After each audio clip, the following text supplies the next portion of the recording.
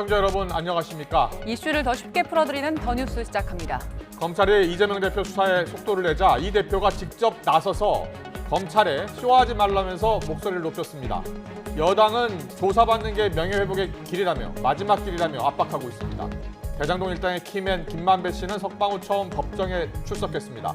더 정치 시간에 풀어드리겠습니다. 단군 이래 최대 재건축으로 꼽히는 둔촌 주공아파트 분양가가 공개됐습니다. 최근 부동산 가격 급락 속에 청약시장에 미칠 영향 알아보고 언제쯤 내 집 마련하는 게 좋을지 알아보겠습니다. 먼저 오늘의 주요 뉴스부터 보시겠습니다. 화물연대 파업이 이틀째로 접어들면서 물류 차질이 조금씩 현실화하고 있습니다. 특히 시멘트 업체들의 물량 출하가 대부분 막히면서 건설 현장은 직격탄을 맞고 있습니다. 윤석열 대통령은 화물연대 파업에 대해 국가 위기 상황에서 물류 시스템을 볼모로 잡는 행위라며 엄중 대응을 경고했습니다. 야당인 더불어민주당은 이번 사태가 정부가 약속을 지키지 않은 탓이라며 정부 책임을 강조했습니다. 이태원 참사를 조사하는 특별수사본부가 참사 당일 서울경찰청 상황관리관이었던 유미진 총경을 다시 소환해 조사하고 있습니다. 수보는 참사 당일 경찰에 미흡했던 보고체계와 관련해서 김광호 서울경찰청장을 최대한 신속히 소환하겠다고 했습니다. 미성년자들을 협박해 성착취물을 찍게 하고 이를 텔레그램에 유포한 일명 L의 유력한 용의자가 호주에서 검거됐습니다. 20대 한국인 A씨의 휴대전화에서는 관련 영상 1,200개가 발견됐습니다.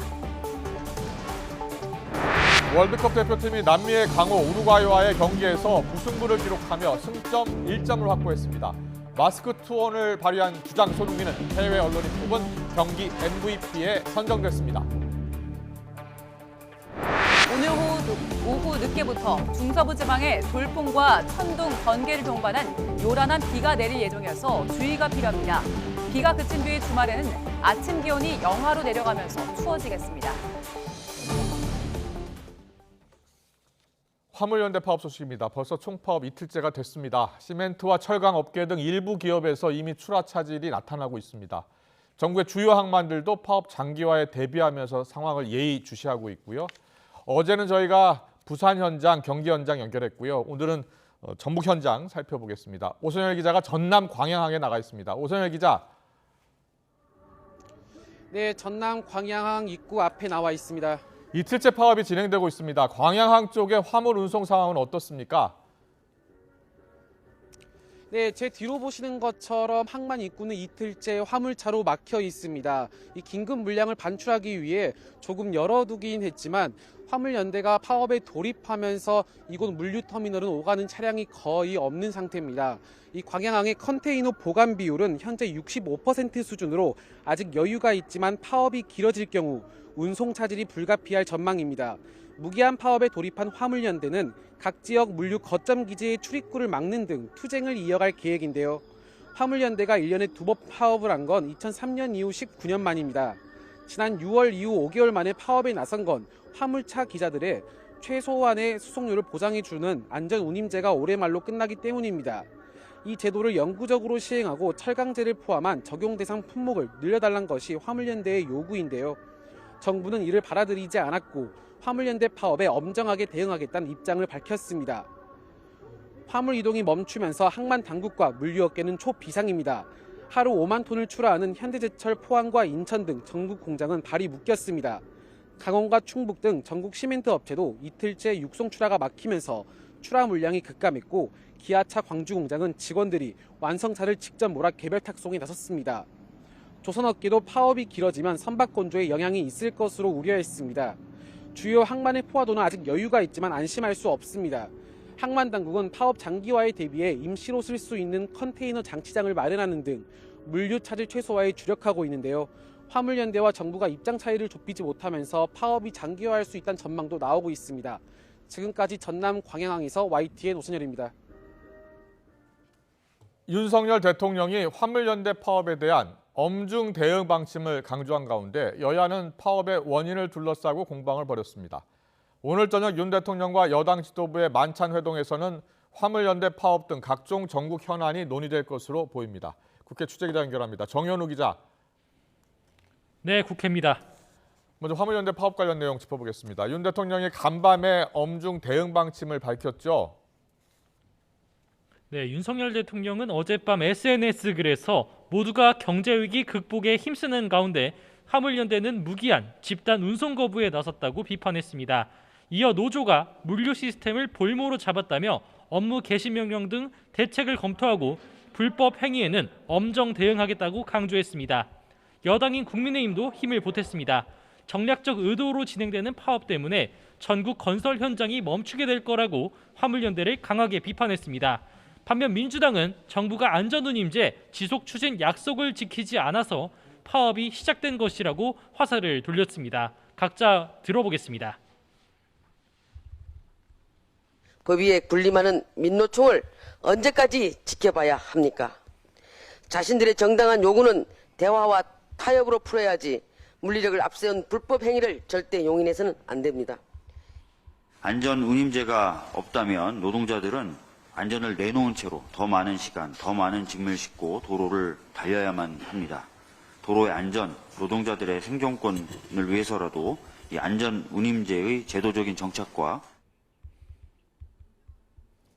그리고 오늘 윤석열 대통령과 여당 지도부 저녁에 만나는데요. 화물연대 파업 관련 사안도 논의가 되겠죠? 네, 그렇습니다. 윤 대통령과 여당 지도부는 오늘 저녁 만찬 회동을 갖습니다. 친윤계 맏형으로 꼽히는 정진석 비대위원장, 주호영 원내대표, 그리고 비대위원들과 대통령실 주요 인사들이 한자리에 모입니다. 다양한 현안들이 논의되겠지만 우선 화물연대 파업에 대한 엄정 대응 방침에 뜻이 모일 것으로 보입니다. 어제 국회 본회의에서 의결된 이태원 참사 국정조사, 그리고 내년도 예산안 처리 방안 등을 놓고도 의견이 교환될 것으로 보입니다. 자, 이들 현안을 둘러싼 여야 간 신경전 여전히 첨예하죠? 네, 이태원 참사 국정조사 계획서가 어제 채택됐지만 예산안 처리 뒤 본격적으로 진행될 국정조사를 앞두고선 여야 간 기싸움이 팽팽하게 진행되고 있습니다. 국민의힘 주호영 원내대표는 야당 단독의 일방적인 국정조사 추진에 맞서기 위해 고육지책을 택한 거지 좋아서 합의한 건 아니라고 강조했고, 박홍근 원내대표는 윤 대통령이 참사 진상규명을 정말로 원한다면 이상민 행안부 장관부터 파면하라며 압박에 들어갔습니다. 양측 이야기 들어보겠습니다.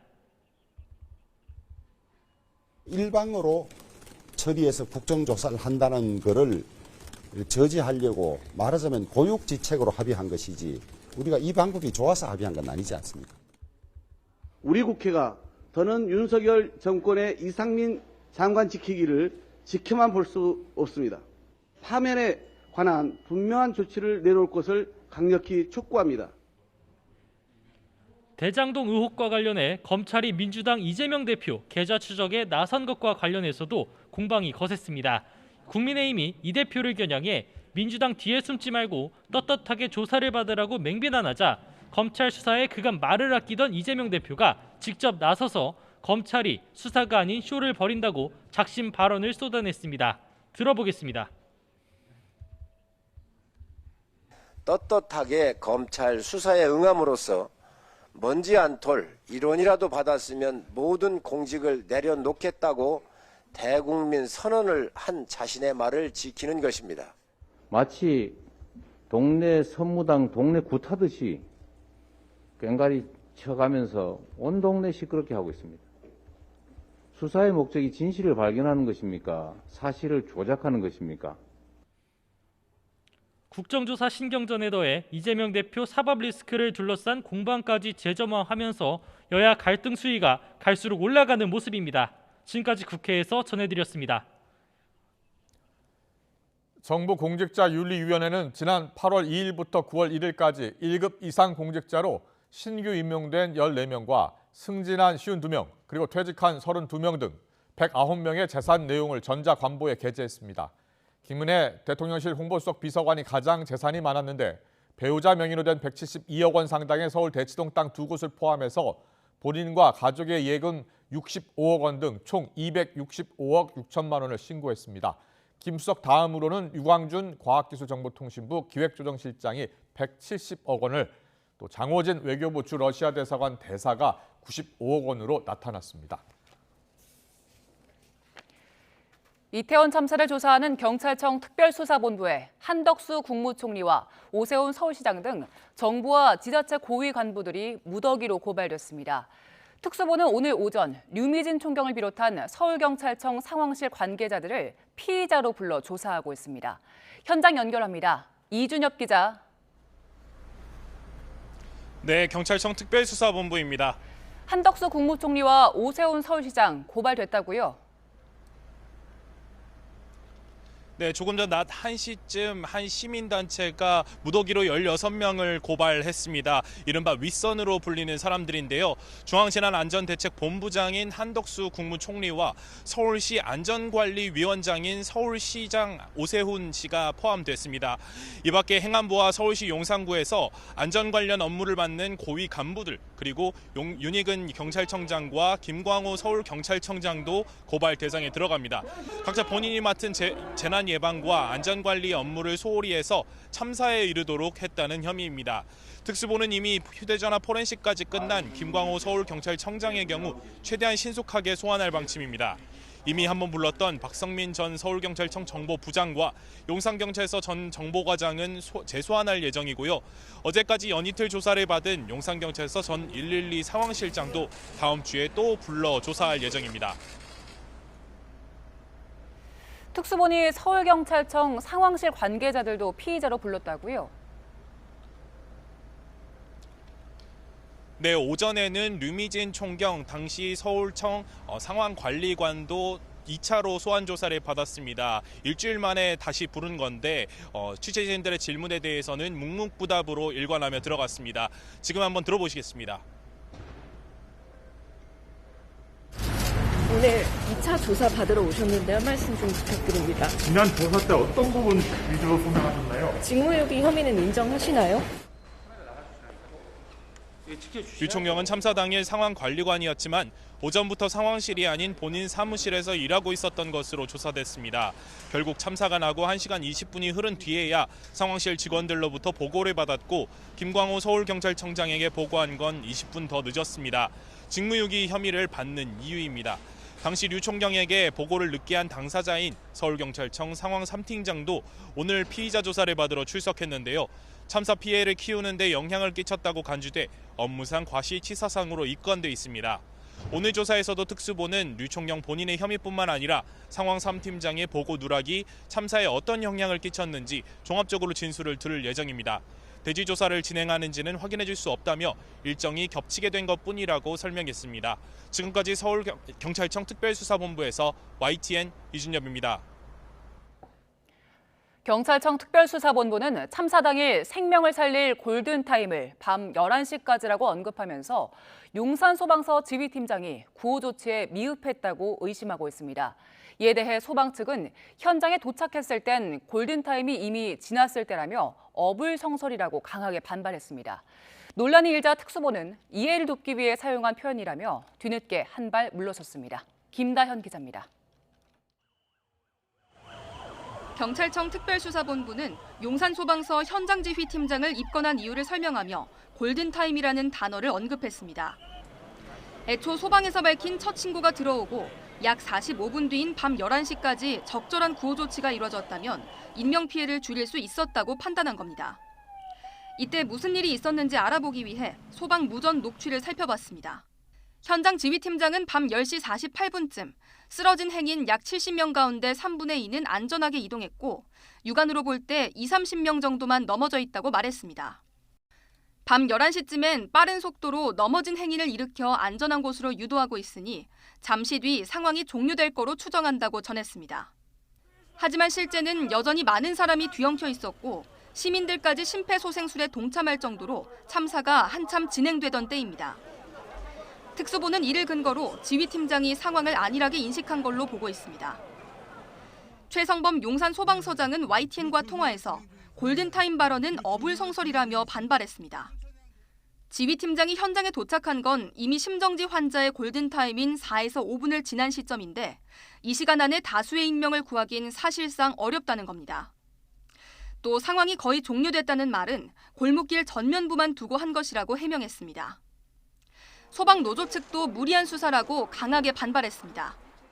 제 개인적인 생각으로는 표적 수사다. 이미 답을 결정해놓고 갖고 가는 것이다. 그렇게 생각이 듭니다. 특수부는 뒤늦게 골든타임이라는 말에 근거가 있었던 건 아니라며 스스로 세운 논리를 철회했습니다. 결국 참사 당일 밤 11시 때 현장 지휘팀장의 안일한 인식을 강조하기 위해 골든타임이란 용어가 튀어나온 것으로 보입니다. 경찰과 함께 소방 또한 현장 책임자들에게만 법적 책임을 강하게 묻는 거 아니냐는 지적이 나오는 상황에서 특수본이 앞으로 지휘팀장에 대한 혐의를 어떻게 입증해 나갈지 주목됩니다. YTN 김다현입니다. 어제 새벽 구속기간이 끝나 풀려난 화천대유 대주주 김만배 씨가 석방 하루 만인 오늘 대장동 개발비리 사건 재판을 받기 위해 법원에 출석했습니다. 지난해 11월 구속됐던 김 씨가 불구속 상태에서 법정에 출석한 건 처음입니다.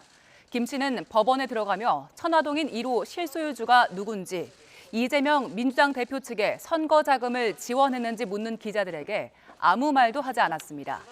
김만배 씨와 남욱 변호사는 대장동 개발 비리 사건과 곽상도 전 의원에게 아들 퇴직금 명목으로 뇌물 50억 원을 준 혐의 등으로 재판받고 있습니다. 불법 대선 자금을 받은 혐의로 구속 기소된 김용 전 민주연구원 부원장의 재산 6억여 원이 동결됐습니다. 서울중앙지방법원은 지난 11일 김 전 부원장의 예금 등 재산 6억여 원에 대해 검찰이 청구한 기소 전 추징 보전 명령을 인용 결정했습니다. 추징 보전은 피고인이 범죄에서 얻은 걸로 의심되는 재산을 빼돌리지 못하도록 형이 확정되기 전까지 동결하는 조치인데, 유죄 판결이 확정되면 불법 정치자금으로 인정된 재산은 몰수될 수 있습니다. 이재명 대표의 최측근으로 꼽히는 김 전 부원장은 민주당 대선 경선을 앞둔 지난해 4월부터 8월 사이 유동규 전 성남도시개발공사 기획본부장과 공모해 대장동 일당인 남욱 변호사로부터 4차례에 걸쳐 8억 4,700만 원을 챙긴 혐의 등으로 재판에 넘겨졌습니다. 서해 공무원 피격 사건 당시 청와대 안보개통 책임자였던 서훈 전 국가안보실장이 오늘 검찰에 다시 출석했습니다. 서울중앙지검 공공수사 1부는 서 전 실장을 피고발인 신분으로 불러 조사하고 있습니다. 어제에 이은 두 번째 소환 조사입니다. 검찰은 어제도 서 전 실장을 불러 당시 청와대 안보실의 의사결정 과정 등을 집중 추궁한 뒤 오늘 새벽 1시쯤 돌려보냈습니다. 검찰은 고인 사망 다음 날 안보실 주도로 열린 관계장관 회의에서 자진 월북 결론이 정해졌고 이와 배치되는 정보는 삭제하도록 정부기관에 지시가 내려갔다고 의심하고 있습니다. 윤석열 대통령과 한동훈 법무부 장관의 이른바 청담동 술자리 의혹의 제보자로 알려진 첼리스트 A씨와 A씨의 전 남자친구가 출국 금지됐습니다. 서울 서초경찰서는 윤 대통령을 명예훼손한 혐의로 고발당한 첼리스트 A씨와 대화 녹취록을 인터넷 매체에 제보한 걸로 알려진 A씨의 전 남자친구에 대해 출국 금지 조치를 내렸습니다. 녹취록에서 첼리스트 A씨는 윤 대통령과 한 장관이 술을 마시고 노래를 불렀다고 말한 걸로 돼 있지만 그제 경찰 조사에서는 남자친구를 속이기 위해 거짓말을 했다는 취지로 진술한 걸로 알려졌습니다.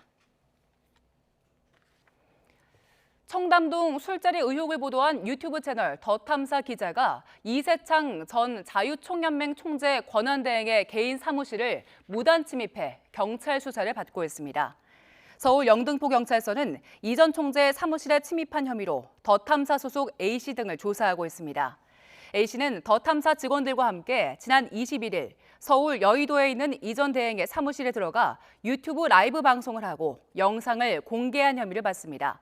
앞서 더 탐사는 지난 7월 윤 대통령과 한 장관이 법무법인 김앤장 소속 변호사 수십 명과 이 전 대행 등과 함께 서울 청담동 고급 술집에서 술자리를 가졌다고 주장하는 내용의 영상을 게재했습니다. 이른바 제2의 N번방 사건의 주범 L로 지목된 20대 남성이 호주에서 경찰에 붙잡혔습니다. 현지 경찰과 합동수사로 붙잡았는데 미성년자들을 협박해 성착취물을 제작하고 텔레그램으로 유포한 혐의를 받습니다. 취재기자 연결합니다. 김근우 기자. 네, 사회일부입니다. L 사건의 유력한 용의자가 국내가 아니라 호주에서 붙잡혔다고요? 네, 경찰은 제2 N번방 사건으로 불리는 이른바 L 사건의 주범으로 유력한 남성을 그제 호주에서 붙잡았습니다. L은 지난 2020년부터 텔레그램에서 피해자들을 협박해 성착취물 1,200여 개를 촬영하고 이를 유포한 혐의를 받습니다. 경찰은 올해 초 신고를 접수하고 L의 범행에 가담하거나 성착취물을 보고 유포한 등의 혐의로 모두 25명을 검거해 이 가운데 6명을 구속 송치했는데요. 정작 주범인 L의 신원은 긴 수사에도 특정하지 못하고 있었습니다. 때문에 경찰은 140차례가 넘는 압수수색을 하고 피해자들과의 대화 내용 등을 분석해 L의 신원을 파악하는 데 주력해왔습니다. 그 결과 호주 시드니에 거주하는 20대 한국인 남성 A씨를 L로 특정하고 현지 경찰과 공조해 체포했습니다. A씨는 범행을 부인하고 있지만 경찰은 압수한 휴대전화에서 발견한 영상 등을 토대로 혐의 입증을 자신하고 있습니다. 직접 들어보시겠습니다. 현재 압수수색에서 나온 핸드폰에 피해자의 영상들, 유포되지 않은 영상들이 다수 확보되어 있고 피해자에게 접근하였던 텔레그램 계정도 저희가 확인한 바가 있습니다. 경찰은 현지 경찰이 A씨를 기소하도록 돕고 추가 수사가 마무리되면 범죄인 인도 절차를 거쳐 국내 송환도 추진할 방침입니다. 그럼 지금까지 파악된 피해자는 몇 명이나 됩니까? 네, 9명인데 모두 미성년자입니다. L은 SNS를 통해 피해자에게 접촉해 신상 정보를 파악한 뒤 이를 빌미로 협박하고 성착취물 제작에 참여시켰습니다. 피해자로 가장하거나 과거 N번방을 세상에 알렸던 추적단 불꽃을 사칭해 도와주겠다며 피해자를 유인했습니다. 경찰은 지금까지 수사 과정에서 파악한 성착취물 629건이 인터넷을 통해 유포되지 않도록 삭제와 차단 작업을 진행했습니다. 또 피해자들에게는 심리 지원과 법률 지원을 제공하고 있습니다. 지금까지 사회 일부에서 전해드렸습니다.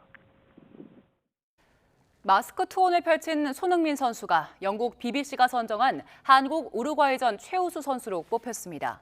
BBC는 손흥민에게 양팀 최고점인 평점 7.88점을 줬습니다. 골키퍼 김승규가 7.46점으로 두 번째로 높은 점수를 받았고 수비수 김문환이 7.34로 뒤를 이었습니다. BBC는 한국이 전반 대부분을 주도했지만 우루과이가 점차 우세한 경기를 했다고 평가했습니다. 피파는 공식 플레이어 오브 더 매치로 우루과이의 발베르데를 선정했습니다. 우리 시민들 거리 응원도 대단했습니다. 광화문 광장에는 수만 명이 모여서 대한민국을 외쳤죠. 2002년의 기적이 다시 한번 일어나기를 한마음으로 응원했습니다. 응원 현장의 열기를 김태원 기자가 전합니다.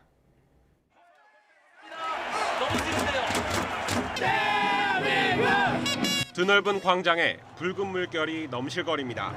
우리 국가대표팀의 월드컵 첫 경기, 승리를 바라는 시민들의 함성이 울려 퍼집니다. 오랜만에 이제 거리 응원이 다시 생겨났고 정말 참가할 수 있는 뜻깊은 기회라 생각해서 참가하게 되었습니다. 우루과이 2대1로 이겼으면 좋겠습니다. 광화문에 모인 2만 6천여 명의 시민들은 태극전사들의 발짓 하나하나에 희비가 엇갈립니다. 골 기회를 아쉽게 놓칠 때면 나도 모르게 머리를 감싸줍니다. 대표팀 응원단 붉은 악마를 상징하는 뿔머리띠가 늦은 밤 경기장 곳곳을 수놓았습니다. 좋아하는 선수의 득점을 조심스레 기대해보기도 합니다. 수원 월드컵 경기장에서 다들 모인다고 해서 사우디랑 일본도 이긴 것처럼 저희도 한 3대1 이길 것 같아요. 저는 이재성 선수가 제 골을 먼저 넣을 것 같아요. 이곳 월드컵 경기장엔 시민 5천여 명이 찾은 걸로 추산됩니다. 쌀쌀한 날씨 속에서도 대한민국의 첫 승리를 염원하며 열띤 응원을 펼치고 있습니다. 경기가 끝날 때까지 팽팽한 영예 기념이 이어지면서 시민들은 자리에서 일어나 발을 동동 굴렀습니다.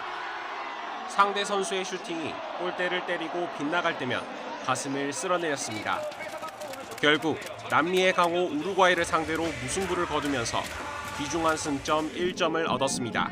피파 랭킹이 저희보다 많이 높으니까 그래도 그거 못지않게 박빙 있게 잘했다 생각합니다. 저희보다는 선수들이 더 아쉬울 테니 저희는 계속 이렇게 응원해야죠. 근데 우루과이 상대로 선전해서 너무 재밌게 봤고요. 생각보다 우리나라 선수들이 너무 잘해가지고 감동을 받았습니다. 진짜 끝까지 최선을 다해서 16강 올라갔으면 좋겠습니다. 오는 28일과 다음 달 2일에도 시민들과 붉은 악마는 또다시 광장으로 경기장으로 향해 대표팀의 16강 진출을 응원할 예정입니다. YTN 김태원입니다.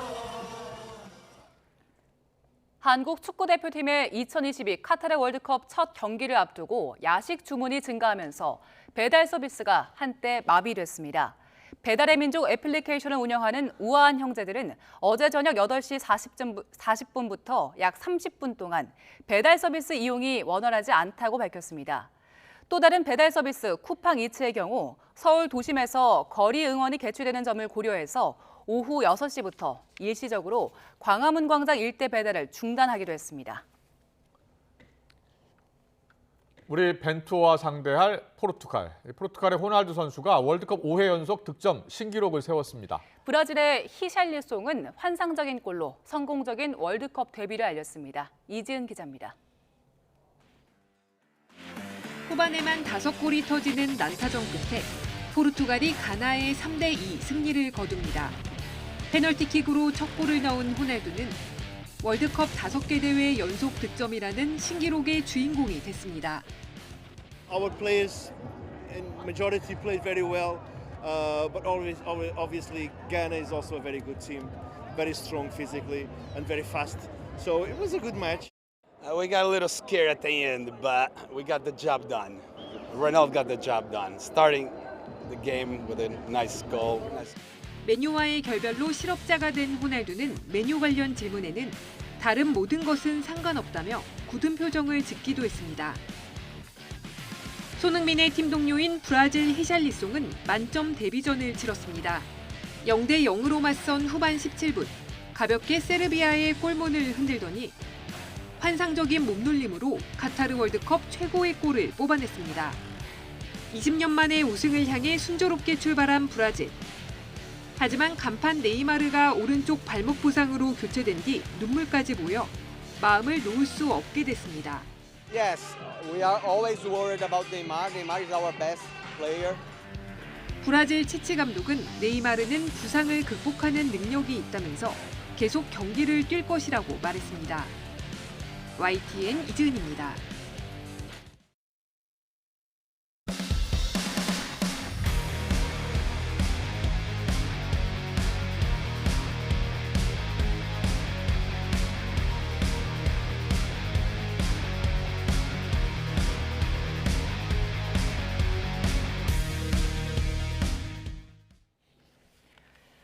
올해 한국전력이 역대 최대 적자를 기록하고 있지만 전기를 만들어 한전에 판매하는 대기업 계열 발전사들은 사상 최대 흑자를 기록한 걸로 나타났습니다.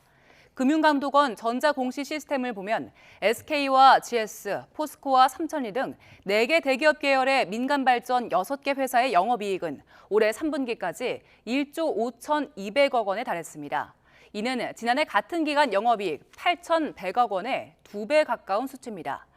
이들 대기업 계열 민간 발전사는 대부분 LNG를 연료로 전기를 생산하는데 우크라이나 전쟁으로 LNG 가격이 폭등하기 전에 저렴한 가격으로 계약해서 연료를 공급받은 걸로 알려졌습니다. 한국은행이 기준금리를 0.25%포인트 올리면서 지난해 8월 이후 1년 3개월 동안 기준금리가 연 0.5%에서 3.25%까지 껑충 뛰었습니다. 기준금리는 내년 상반기까지 계속 오를 걸로 보여서 대출자들의 이자 부담도 점차 커질 걸로 보입니다. 강희경 기자의 보도입니다. 코로나19 시절 연 0.5% 수준에 머물렀던 기준금리는 지난해 8월 처음으로 인상된 뒤 올해 2차례 빅스텝을 거쳐 빠르게 올랐습니다. 1년 3개월 만에 3.25%까지 올랐지만 금리 인상 기조는 당분간 유지될 것으로 보입니다. 한국은행 금융통화위원 대부분이 최종금리 수준은 3.5% 이상이 바람직하다는 의견을 내놓았기 때문입니다.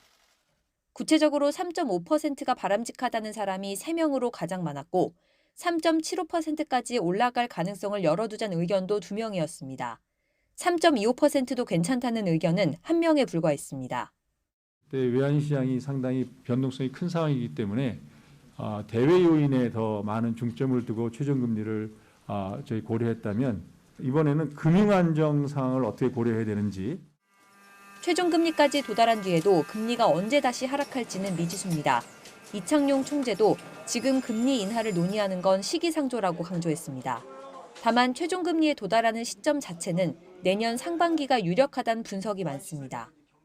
미 연준의 금리 인상 기조가 짧으면 내년 초, 길어도 내년 상반기까지밖에 이어지지 못할 것으로 보고 있고 내년으로 넘어가면서 경제 성장률이 상당 부분 떨어질 수 있는 이런 경기 침체 우려를 감안한 물가를 잡기 위한 선택이지만 대출자들의 시름은 깊어질 수밖에 없습니다. 기준금리가 오르면 은행의 수신금리 등 자금 조달 비용이 올라가 대출금리도 높아지기 때문입니다. 금리 인상으로 인해서 이런 여러 경제 주체들이 어려움이 가중될 거라는 것은 예상하면서도 할 수 없이 추후 고통을 낮추기 위해서 하는 정책이었습니다. 다만 금융당국이 자금시장 안정화 차원에서 수신금리 인상을 자제해달라고 당부했다는 점이 대출금리 상승세 둔화에 어느 정도 영향을 미칠 것으로 보입니다.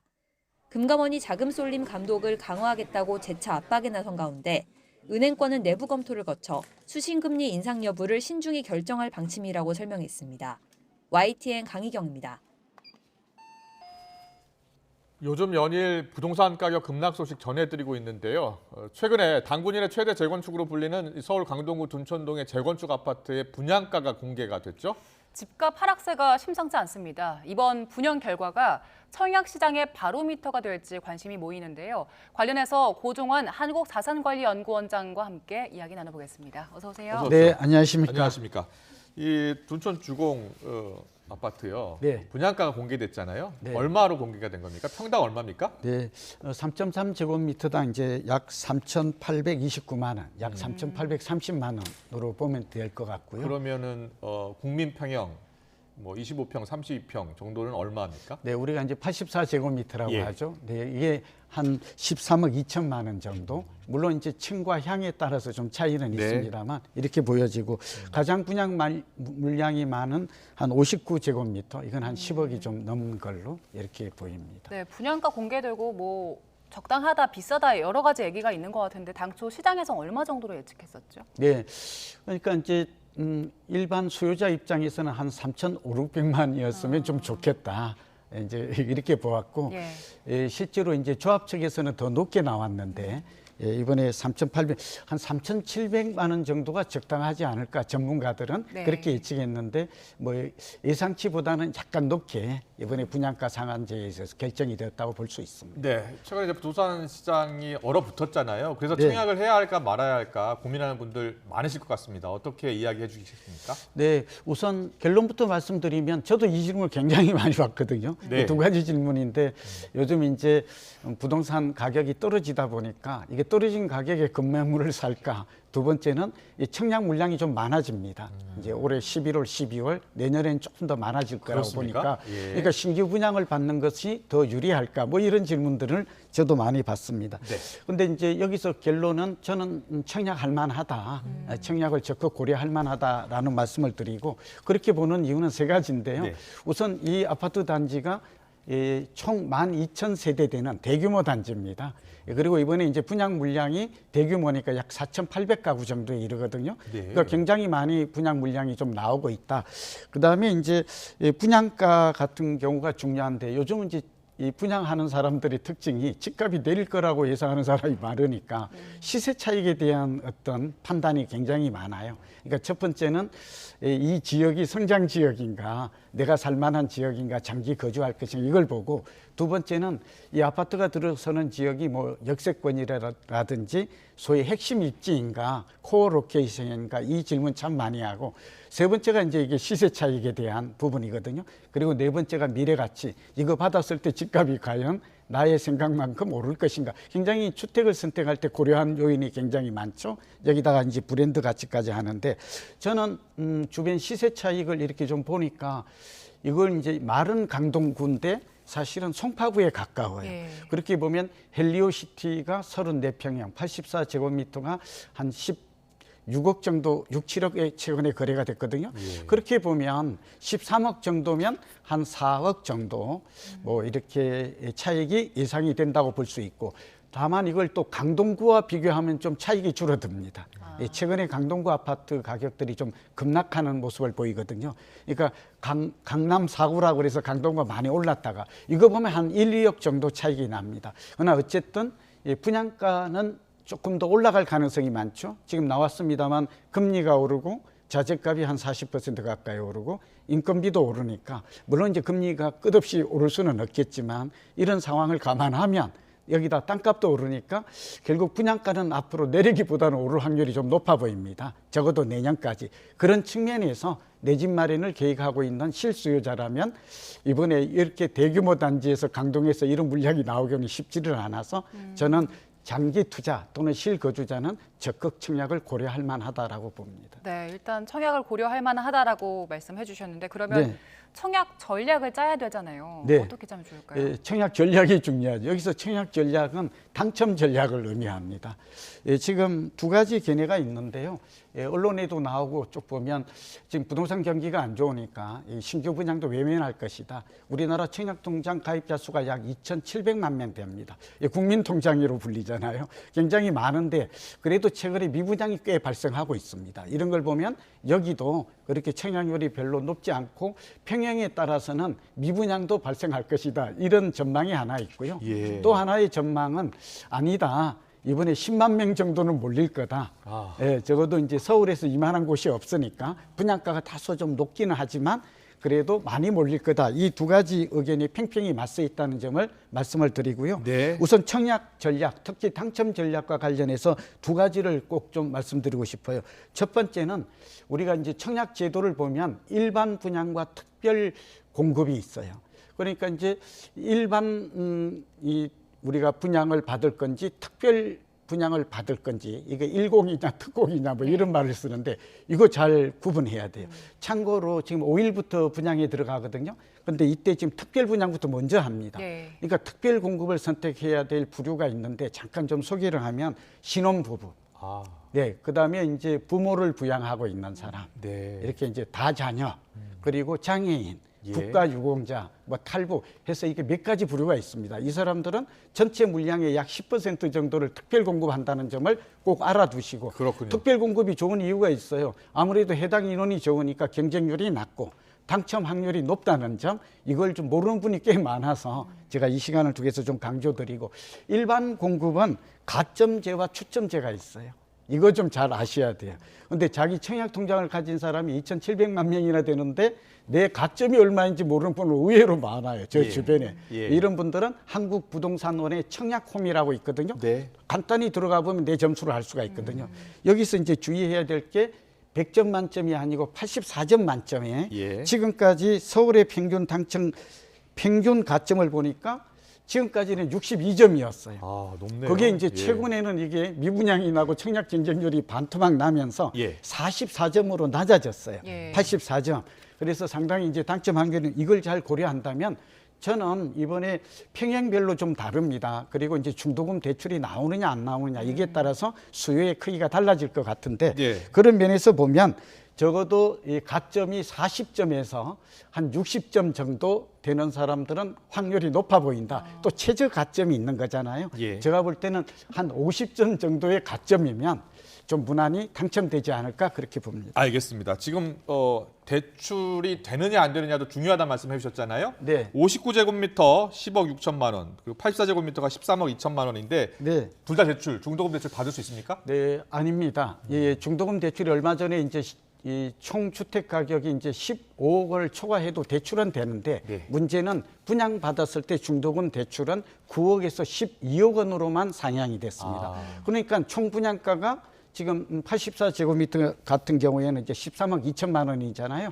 그러니까 중도금 대출이 안 됩니다. 그러면은 돈이 좀 있는 분들만 청약할 수 있겠네요. 네, 그러니까요. 여기에 이제 말하자면 40, 50대 같은 경우 꼭 이제 가족 수가 많아서 이렇게 84제곱미터에 가고 싶은데 현금이나 이렇게 준비되지 않는 사람은 좀 어렵다는 그런 것들이 좀 한계가 있을 것 같고요. 59제곱미터는 가능하기 때문에 59제곱미터가 약 1,500가구 정도가 분양이 되고요.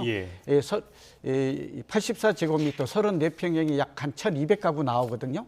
그럼에도 불구하고 이 한계 때문에 중도금 대출이 안 되는 것 때문에 사람들이 소위 말하면 25평형으로 좀 몰리고 이 부분이 좀 청약 경쟁률이 좀 높지 않을까 그렇게 예상을 하고 있습니다. 네. 이번 둔촌주공 청약 결과 따라서 이 분양 시장에도 영향을 좀 미칠 것 같은데 어떤 영향을 미칠까요? 아무래도 이제 최대의 관심사고요. 핫 이슈라서 이 부분에 따라서 앞으로 분양 시장의 흥행 여부라든지 소위 바로미터 분수령이 될 것 같습니다. 그래서 제가 볼 때는 이번에 만약에 미분양이 난다면 부동산 경기가 이제 꽁꽁 얼어붙었다, 빙하기다 이런 것들을 잘 드러내는 표지가 앞으로 분양하는 것들은 잘 분양되기가 어려울 것이다. 그러니까 미분양 물량이 지금 한 4만 2천 정도 되는데 이게 6만 가구 정도로 급증할 가능성이 그러니까 미분양, 미계약, 미입주 이게 이제 부동산 경기 침체를 알려주는 정확한 지표인데 그걸 한 바로미터가 된다는 점에서도 저희도 관심 있게 바라보고 있고요. 만약에 이번에 10대 1 이상으로 그나마 최근에 분양됐던 것들이 한 20대 1이거든요, 서울이. 그러니까 10대 1 또는 20대 1이 된다면 그나마 분양 시장은 좀 살아있다. 그렇군요. 네, 그런 예측이 좀 가능해 보입니다. 알겠습니다. 분양 전망이 지금 엇갈리고 있는데요. 어떻게 나오냐에 따라서 부동산 시장 향후 전망을 할 수 있는데 지금 집값이 많이 급락했잖아요. 네. 지금 사는 게 맞는 것인지 아니면 좀 더 기다렸다 더 떨어지면 사야 되는 것인지. 네. 그렇죠. 가장 많이 듣는 질문도 그런데 결론부터 말씀드리면 두 가지인데요. 금리가 오르는 한 집값은 오르기 어렵습니다. 그리고 금리가 많이 오르는 한 집값. 그리고 두 번째는 앞서 나왔습니다만 내년 상반기까지 금리가 오른다면 적어도 내년 하반기 시장의 흐름이 굉장히 중요할 것 같습니다. 그래서 내년 하반기 시장까지 지켜보고 여기에 더 추가 하락한다면 폭락한다면 그 이후에 좀 매수할 만하고 그 이후에도 추가 하락 가능성이 좀 높아진다. 저는 부동산 경기는 한 1, 2년 정도는 하락세가 유지될 것이다. 다만 급락할지 완만하게 빠질지 그거는 이제 금리 인상 쇼크 그다음에 경기의 상황이 어떻게 될지에 달려 있다고 봅니다. 알겠습니다. 분양시장 전망 지금 고종환 원장님도 말씀하셨지만 전문가마다 의견이 좀 다릅니다. 고종환 원장님은 투자해도 괜찮을 것 같다라는 전망을 해주셨고요. 아닙니다. 내년 지금 조급하게 매입하기보다는 적어도 내년 하반기까지는 좀 인내심을 갖고 지켜본 이후에 해도 늦지 않다. 이제 시장의 흐름이 앞으로 굉장히 어떻게 바뀔지 불확실해서 내년 하반기까지는 좀 지켜볼 것. 실수요자라면 청약도 마찬가지입니다. 청약은 좀 다릅니다. 아까 청약 이 분양 가격은 좀 올라갈 것 같습니다. 그래서 아까 말한 대로 내가 오랫동안 살고 싶은 지역인지 두 번째는 장기 투자자 10년 앞을 내다볼 것인지 또 앞으로 청약 이게 수급이 어떻게 되냐. 서울 지역 같은 경우에는 비교적 좀 일찍 분양받는 전략은 시세만 분양가만 비싸지 않으면 저는 좀 적극 대응할 만하다고 봅니다. 알겠습니다. 오늘 말씀 여기까지 듣겠습니다. 고종환 한국자산관리연구원장과 함께 알아봤습니다. 고맙습니다. 네, 감사합니다.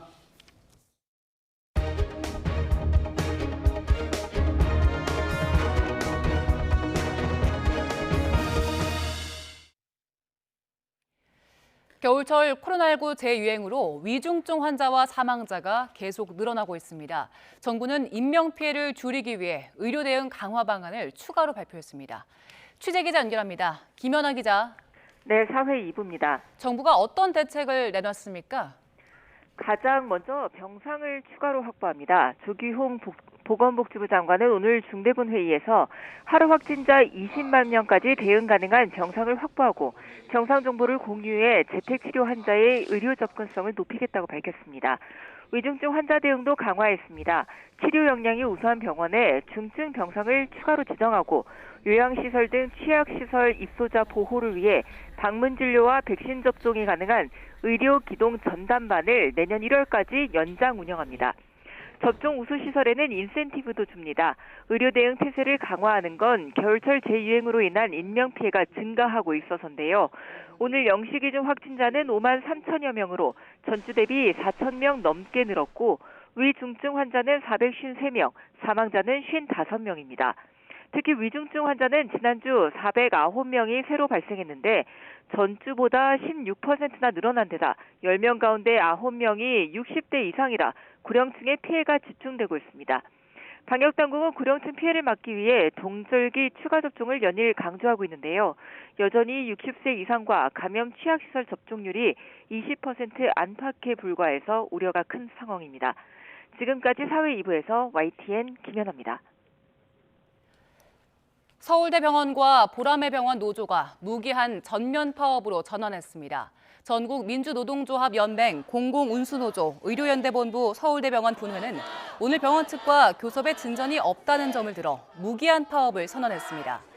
협상의 쟁점은 인력 충원인데 노조 측은 서울대병원 127명, 보라매병원 163명의 인력 증원을 요구하고 있습니다. 파업은 전체 조합원 3,900여 명 가운데 1,100여 명이 참여하고 있고 파업이 장기화될 경우 기존 인력의 피로도 누적으로 업무 공백이 우려됩니다. 전국학교 비정규직 연대회의 파업으로 전국의 초중고등학교 급식과 돌봄교실 운영에 일부 차질이 빚어졌습니다.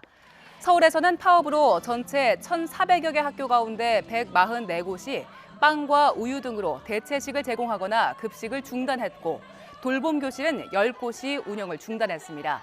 경기 지역은 전체 학교의 30%가 넘는 868개 학교가 정상적인 급식을 제공하지 못했고 초등학교 돌봄교실 64곳은 중단됐습니다.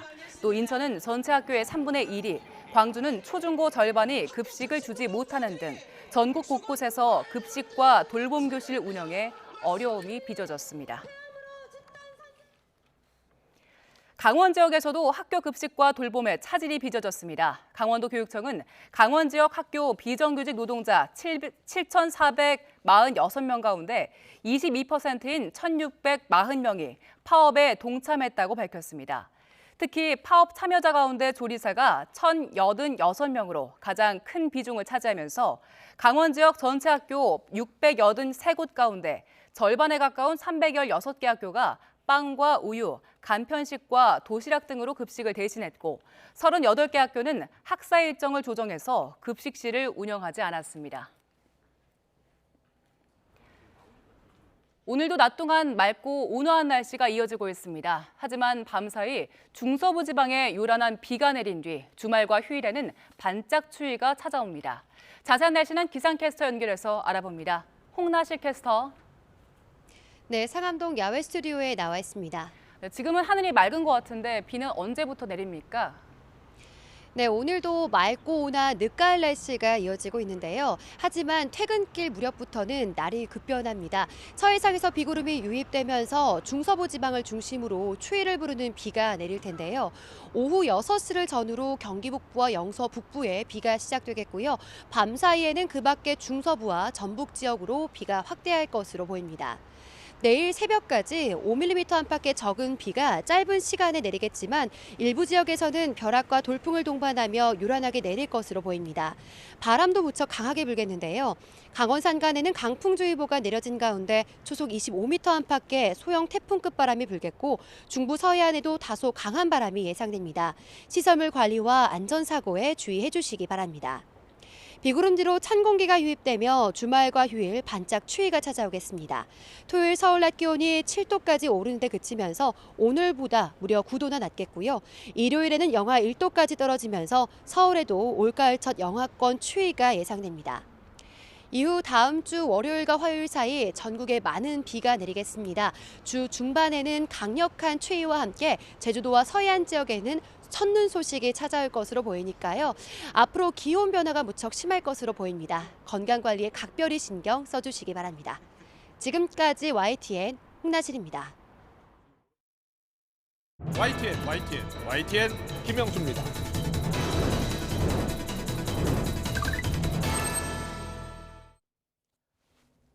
더 정치 시작하겠습니다. 대장동 개발 사업 특혜 사건으로 구속됐다가 석방된 김만배 씨. 오늘 법정에 출석을 했습니다. 폭로를 이어가고 있는 남욱 변호사는 김 씨에게 천화동인 1호 소유주는 성남시장실이다라는 말을 들었다고 했죠. 하지만 김 씨는 그동안 언론에 1호 실소유주는 자기 자신이다라고 주장해 왔습니다. 결국 김 씨가 법정에서 어떤 입장을 밝히느냐에 따라서 당시 성남시장이었던 이재명 대표 수사도 영향을 받을 수밖에 없을 겁니다. 어제 검찰이 은행 계좌 압수수색 영장을 발부받아서 자금 추적에 들어간 이재명 대표, 오늘 계좌가 닳아서 없어질 것 같다면서 검찰에 쇼를 하지 말라면서 목소리를 높였습니다. 반면 국민의힘은 떳떳하게 조사받는 게 명예회복의 마지막 길이라면서 검찰 조사에 응하라고 압박했습니다. 오늘 발언 내용 듣고서 더 정치 풀어가겠습니다. 이제 와서 그것이 마치 문제가 있는 것인 것 양 이렇게 얘기하는 것은 쇼라고 하는 게 저의 생각입니다. 이런 식으로 계속 계좌를 털다 보면 계좌 다 달아 없어질 것 같습니다. 마치 동네 선무당 동네 굿 하듯이 꽹과리 쳐가면서 온 동네 시끄럽게 하고 있습니다. 수사의 목적이 진실을 발견하는 것입니까? 사실을 조작하는 것입니까? 검찰이 이재명 대표와 주변인들의 계좌 추적을 위한 영장을 발부받았다고 합니다. 이 대표의 통장에 대장동 일당의 검은 돈이 흘러 들어갔을 가능성에 대한 조사입니다. 이재명 대표가 명예를 회복할 수 있는 유일한 방법은 떳떳하게 검찰 수사에 응함으로써 먼지 안 털 1원이라도 받았으면 모든 공직을 내려놓겠다고 대국민 선언을 한 자신의 말을 지키는 것입니다. 네, 검찰이 이재명 민주당 대표의 계좌 추적에도 나서는 등 수사 압박의 강도를 지금 전방위적으로 높이고 있습니다. 이 대표 지금 들으신 것처럼 검찰이 수사가 아닌 쇼를 하고 있다라고 정면 비판을 했죠. 김만배 씨 오늘 석방 하루 만에 법원에 출석을 했는데 그의 입에 지금 시선이 쏠리고 있습니다. 오늘의 전국 현안은 김행 국민의힘 비상대책위원 또 이소영 더불어민주당 의원과 함께 짚어보겠습니다. 어서 오십시오. 안녕하십니까? 안녕하세요. 안녕하세요. 안녕하세요. 안녕하세요. 네. 석방 뒤 처음으로 이제 법정에 선 김만배 씨가 지금 법정에서 어떤 말을 하고 있는지는 아직 전해지지 않고 있습니다. 그런데 잘 아시다시피 남욱 유동규와 함께 대장동 일단 3인방으로 통하잖아요. 제일 핵심이요. 천화동인 1호는 과연 누구 것이냐. 김만배 씨는 그동안 자신의 것이라고 했고 남욱 변호사는 김만배 씨가 이야기하기를 일부는 성남시장실에 있다라고 이야기했습니다. 오늘 김만배 씨가 어떤 대답을 하느냐에 따라서 민주당의 대응도 조금 달라지는 겁니까? 어떻습니까? 그럴 수밖에 없는 상황입니다. 예. 왜냐하면 그러니까 오늘 이제 김만배 씨가 어떤 진술을 하고 있는지는 아직 저도 확인이 안 되는데요. 네네. 지금까지 남욱, 유동규 이런 분들이 했던 진술이 내가 그걸 직접 경험했다, 내가 알고 있다 이게 아니라 김만배 씨가 뭐라고 나한테 말했다 이제 이런 그렇죠. 거거든요. 이거를 이제 예. 법적으로는 전문 진술이라고 하는데 예. 이 전문 진술은 증거 능력이 매우 제한적으로만 인정됩니다. 두 가지가 필요한데요. 그러니까 원 진술자, 이제 이 사안에서는 김만배 씨가 원 진술자죠. 예. 이제 그 얘기를 들었다고 하는 거니까요. 그래서 그 원 진술자가 사망, 질병, 외국 거주, 소재 불명 이에 준하는 사유로 진술할 수가 없어야 되고요. 네. 그리고 그 진술이 특히 신빙할 수 있는 상태에 행해졌을 때 이 두 가지 요건이 충족돼야 되거든요. 근데 지금 김만배 씨는 본인이 진술할 수 있는 상황이기 때문에 이게 적용이 안 되는 거죠. 그렇군요. 그래서 예. 지금까지 뭐 남욱, 유동규 이런 분들이 내가 이렇게 들었다라고 했던 것들은 증거 능력이 없기 때문에 네. 실제로 이제 김만배 씨가 뭐라고 하는지가 굉장히 중요한 상황입니다. 이소영 의원께서 이제 변호사시니까요. 남욱 변호사도 이렇게 이야기하더라고요. 내 증언이 허위라면 민주당이 왜 아니라고 왜 위증죄 고소 안 하냐 이렇게 반문하더라고요.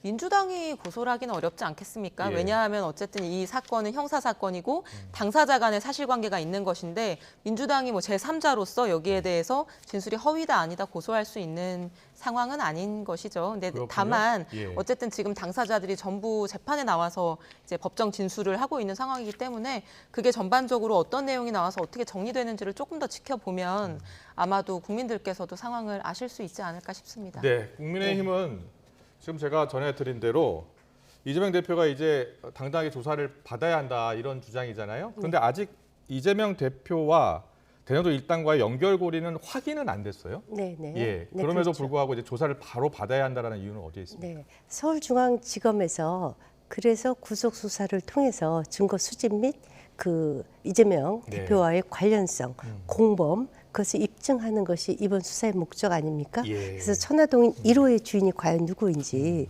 그것을 찾는 것인데 이미 뭐 단독 보도에 따르면 예. 김만배 씨가 그 428억은 이재명 씨 측에 나눠주기로 했다고 첫 인정했다라는 보도도 나오고 있어요. 예, 일부 보도가 나오고는 네, 있는데 네. 아직 확인이 안 아직 돼서요. 확인은 안 됐고요. 그런데 이제 김만배 씨가 법정에서 얘기를 다 하겠다고 했으니까 그렇습니다. 언론 그것을 인터뷰는 좀- 하지 않겠다고 네네. 했죠. 그 법정에서 어떤 것을 할지는 좀 봐야겠지만 여하튼 지금 상당한 증거들은 이미 이재명 그 대표를 향해서 가고 있다 이렇게 보여지고요. 특히 이제 그 성남개발도시공사에서 시행했던 그 대장동 개발 사업 프로젝트는 전형적인 부동산 시행 사업이지 않습니까? 예. 그것에 잘 아시다시피 그 도시계획 절차 법규에 따른 결제 라인은 정해져 있어요 이미. 그래서 그것의 최종 결정권자가 즉 결재권자가 이재명 대표이기 때문에 그것에 대한 그 수사가 본격화되면 네. 아마 유무죄가 판결 날 것으로 보여집니다. 네. 이소영 의원님, 오늘 이재명 대표가 이미 영장을 발부받지 않아도 계좌를 얼마든지 봐도 된다라는 이야기를 했다는 겁니다, 검찰에. 그런데 이제 검찰은 또 영장을 발부받아서 이제 계좌를 들여다보고 있는 것 아니에요? 네. 예. 그런데 그동안 계속해서 검찰이 계좌를 들여다봤을 텐데 다시 영장을 발부받은 이유는 어디에 있다고 보세요? 그러니까 영장 발부랑 이제 증거로서 활용하는 거는 각 사건마다 피의 사실마다 이제 해야 되기 때문에 예. 아마도 이제 다시 발급받은 것으로 보이고요. 사실 작년 그 경기도지사를 사퇴하기 전에 국정감사를 수감하면서도 예. 내 계좌 얼마든지 봐도 좋다, 나는 떳떳하다, 이제 이런 입장을 피력해 왔었고 예. 그 이후에도 계좌 압수수색 한번 털고 나면 그 다음에 이제 이런 압수수색 했습니다라고 해서 통지서가 날아오는데 그 통지서가 뭐 요만큼 쌓여 있다라고 이제 계속 얘기해 왔던 거잖아요. 예, 예. 그러니까 이재명 대표와 그 가족의 계좌들에 대해서는 지금까지 계속 압수수색이 이루어져 왔고요. 사실 압수수색 영장이라고 하는 거는 엄격한 소명이 이루어지지 않아도 잘 나옵니다. 영장이 그렇게 잘 나옵니까? 네, 왜냐하면 법원 입장에서 경찰이나 검찰이 수사를 한다고 하는데 예. 이 영장조차 내주지 않으면 수사하지 말라는 의미지 않겠습니까? 예. 그래서 사람의 신체를 구속하는 구속영장이나 이런 것들은 기각되는 경우가 상당히 있지만 네. 압수수색 같은 경우에는 이게 수사가 필요합니다라는 것만 소명이 되면 이제 영장이 잘 발부되는 편이거든요. 네. 그렇기 때문에 이제 그런 점을 활용해서 지금까지 이재명 대표에 대해서만 지금 200번이 넘는 압수수색이 이루어졌던 거 아니겠습니까? 예. 근데 지금까지 이재명 대표와 어떤 부정한 비리하고의 연결고리가 직접적으로 증명되거나 뭐 밝혀진 것은 없기 때문에 저는 수사를 지켜봐야 되겠습니다만 지금 마치 뭐 연결고리가 있고 이재명 대표가 시킨 거고 또는 이익을 받았고 이렇게 단정적으로 표현하거나 발언하는 것은 굉장히 신중해야 된다. 예. 이렇게 생각합니다. 지금 김용 부원장의 사표는 수리가 됐죠? 그런 걸로 알고 있습니다. 예. 그리고 정진상 실장은 어떻게 됐습니까? 제출한 것으로 제가 알고는 제출을 있는데요. 했고 사표 수리 여부는 구속 적부심 결과가 나오면 결정하기로 한 거잖아요. 네, 근데 그거는 저는 쟁점이 아니라고 보는 게 이제 당직을 수행하는 당직자 같은 경우에는 자기 역할이 있는 건데 예. 사실 구속이 되면 그 역할 수행을 할 수가 없잖아요. 예, 예. 당직을 그만두는 것은 너무나 당연하고요. 거기에 대해서는 뭐 이견은 없는 걸로 알고 있습니다. 또 오늘 정성호 의원 인터뷰를 보니까요. 김용과 정진상은 이 대표의 심부름꾼이다, 정치 공동체가 아니다 이런 발언을 한 것 같더라고요. 어떤 이유 때문이라고 보세요? 이제 뭐 관계를 설명하다 보니까 이제 그런 표현을 쓰신 것 같고, 근데 저는 다만 그게 뭐 심부름꾼이냐, 참모냐, 정치 공동체냐, 동지냐 뭐 이런 용어가 중요한 것은 아니고 예. 결국 이 사건의 핵심은 이재명 대표와의 관련성에 있어서의 핵심은 이재명 대표가 이거를 지시한 것이냐 또는 예컨대 그들이 뭔가 이익을 받았다라고 한다면 그 이익이 이재명 대표 측에 뭐 귀속된 것이냐 하는 것이 중요한 것이지 이 관계가 어떤 관계이냐 하는 게 핵심 쟁점은 아니라고 봅니다. 예. 자, 지금 정성호 의원이 제일 처음에 한 사흘 전에 김용 부원장에 대한 거취 표명 이야기를 하고 나서 김용 부원장이 사퇴 의사를 밝히고 또 수리가 됐고 지금 또 김용 정지상은 정치적 공동체라기보다는 이 대표의 시장 또는 도지사 심부름하던 참모들이라고 하면서 어떻게 보면 최측근이라고 이재명 대표는 표현을 했는데 조금 다르게 보고 있는 것 같아요. 저기 소위 말하면 심부름꾼 이런 표현을 제가 보면서 어떤 생각이 들었냐면 이전에 그 김영삼 대통령 시절이죠. 네. 정치 비리 조사할 때 몸통 따로 있고 깃털이다 이런 유명한 말도 있었어요. 기억나시죠? 예. 뭐 심부름꾼이죠. 깃털이죠. 그래서 몸통, 즉 천하동 1호의 실소유자 그분. 왜냐하면 김만배 또는 남욱 이런 사람들이 유동규나 정진상 이런 사람들한테 그분이라고 했을 리는 없거든요. 예. 그러니까 그분이 누군가를 찾는 것이고요. 저는 이 사건이 계좌 추적을 200번 이상 했다고 하지만 자택에서도 1억 5천원 현찰이 나왔어요. 그것에 예. 대한 증언도 있고요. 그 외에 또 다른 현찰도 봤다는 얘기도 나오고 있고요. 더 중요한 것은 그 배당 이익금을 나누기 위한 구체적인 4가지의 방법도 서로 합의했다라는 구체적인 진술들이 같이 나오고 있거든요. 예를 들자면 유동규가 법인을 세우면은 거기를 비싸게 사준다라든가 또는 김 씨가 먼저 배당금을 김만배 씨가 받은 다음에 유동규한테 건네준다라든가 또는 유 씨가 부동산 시행사를 만들면 거기에 투자를 해준다라든가 뭐 허위로 뭐 신탁 소송을 해서 져갖고 주겠다 뭐 이런 등등의 이것들이 너무 구체적이고요. 그 이전에 더 중요한 것은 저는 이 사건이 법률가는 아니지만 생각보다는 굉장히 그 간단하다고 보는 이유가요. 자, 어떤 PF 사업, 부동산 투자 그 부동산 시행 사업의 경우에는 그 이익의 배분을 기여도에 따라서 나누는 것이 너무나 당연해요. 그렇죠. 그러면은 자 보세요. 그 성남의 뜰, 성남 도시개발 밑에 성남의 뜰이라는 PF를 만들어서 거기에 50%의 지분과 한 주를 더 갖고 있어요. 그럼에도 불구하고 그 이익을 1822억으로 한정 지었어요. 그리고 나머지 7%에 불과한 천화동인 또 화천대유한테 4,044억을 주기로 돼 있지 않습니까? 그것에 대한 사업 설계가 이미 회계사인 정용학 씨가 해서 공모하기 전에 이미 다 그 사업 설계를 이재명 대표 측으로부터 승인을 받았다는 얘기들이 나오고 있어요. 지금 그런 이야기들은 사실상 지금 관계자들 대단히 일당의 진술을 통해서 진술이죠. 나오는 그래서 거죠. 저는 그때 당시에 그 성남시에서 그것이 통과되는 과정에서 많은 분들이 반대했다는 그 투표 결과들도 나오고 있고요. 특히 그 이익의 한정을 정한 거, 한정 그 초과 이익의 그 성남시의 이익 부분을 1,822억으로 딱 규정 지은 거. 그래서 굉장히 예외적이고 이해하기 상당히 힘든 부분이거든요.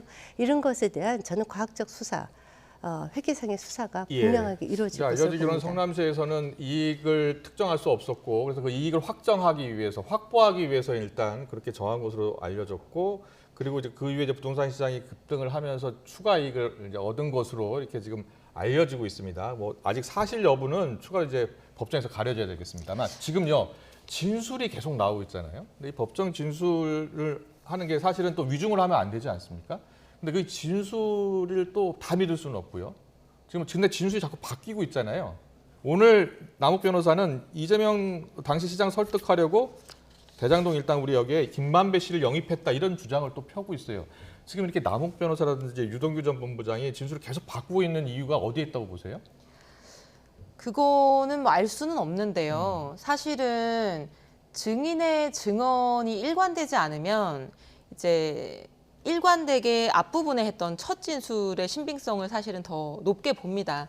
왜냐하면 이제 처음에 진술한 게 사실은 본인의 기억이나 의견, 입장하고 부합할 가능성이 높지 않겠어요. 근데 그 이후에 이제 진술이 바뀌었다라고 하면은 어떤 추가적인 사정이 있을 수 있겠죠. 예를 들면 뭐 어떤 본인의 감정적인 이유랄지 또는 누군가가 회유하거나 설득했을 수도 있고요. 그래서 앞뒤 진술이 다를 때 무엇을 믿어야 되는지는 굉장히 이제 종합적으로 고려할 수밖에 없다는 이제 말씀을 드리고 이제 뭐 이재명을 설득하려고 김만배를 영입했다라고 하는 거는 사실 이 사건 처음 작년 8월에 나왔을 때부터 지금까지 누구도 부인하지 않고 있는 걸로 알고 있는데 김만배 씨와 이재명 대표는 김만배 씨가 언론사에서 인터뷰를 하기 위해서 한번 만났을 때를 제외하고는 개인적인 관계가 있는 사람이 아닙니다. 그래서 저 모든 진술을 뭐 지금 이 자리에서 얘기할 수는 없겠지만요.